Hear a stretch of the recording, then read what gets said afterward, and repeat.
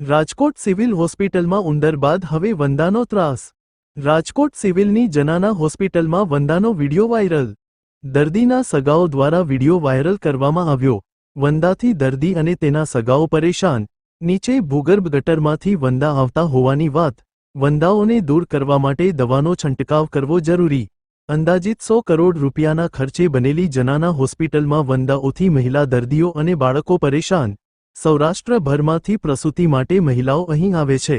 ખાસ કરીને ગ્રામ્ય વિસ્તારમાંથી મોટી સંખ્યામાં દર્દીઓ જનાના હોસ્પિટલમાં આવે છે। જનાના હોસ્પિટલમાં મહિલાઓએ કહ્યું બાળકો અને ખૂબ જ તકલીફ પડે।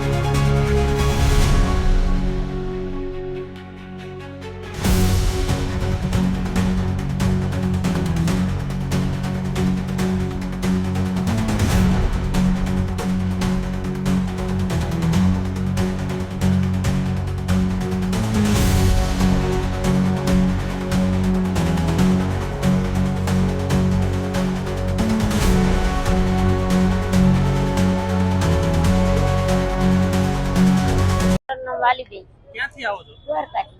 શું કહેશો? વંદાનો ત્રાસ છે? વંદાનો ત્રાસ છે, દવા રાખો, ચોકસાઈ રાખો। કોઈ લેડીઝ આવે, કોઈ ગરીબ માણસો આવે, સુવા માટે આવે અને વંદા હોય છોકરાને કોઈ કરડી જાય, કોઈ કાંઈ થઈ જાય, કોઈ એના બદલાનો આપણે કાંઈક એની વ્યવસ્થા તો કરવી પડે ને। સાફ સફાઈ રાખવી પડે। તંત્રને શું કહેશો તમે? તંત્રને કે ને તંત્ર હોસ્પિટલ વાળાને શું કહેશો? હોસ્પિટલ વાળાને કે ભાઈ ચોકસાઈ રાખ ભાઈ, બીજું શું આપણે કહીએ। રમેશભાઈ, શું કહેશો? વંદાનો કેવો ત્રાસ છે? અહીંયા આવ્યા પછી મેં આ હોસ્પિટલની માલિકો બહેનોને જે ખાસ વંદાની જે તકલીફ છે, એમના નાના નાના બાળકો માટેની જે તકલીફ છે, એ ખરેખર અત્યારે તાત્કાલિક ધોરણે ગવર્મેન્ટ પૂરી ગ્રાન્ટ આપવા છતાં જે પ્રશ્નો છે એને હલ કરવા મારું માનવું જરૂરી છે।